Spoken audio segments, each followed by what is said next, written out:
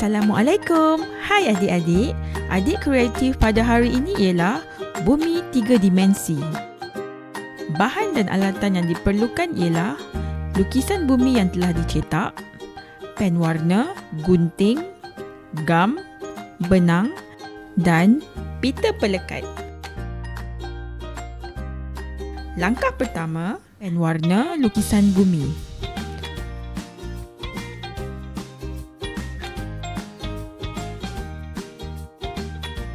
Langkah kedua, gunting keempat-empat lukisan bumi tersebut.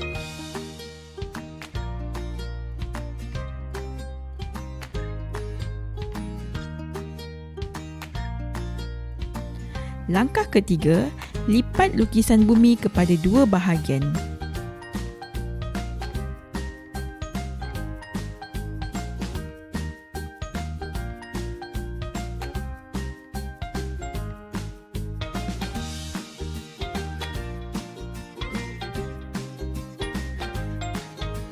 Langkah keempat, gam dan tampal setiap bahagian bumi.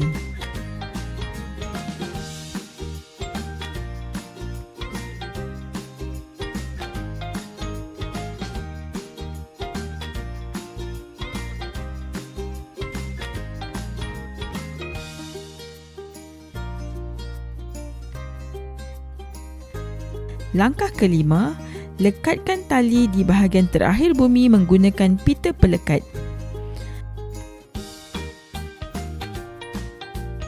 Langkah keenam, gam dan tampal bahagian tersebut serta ikat di bahagian atas tali dan sedia untuk digayakan.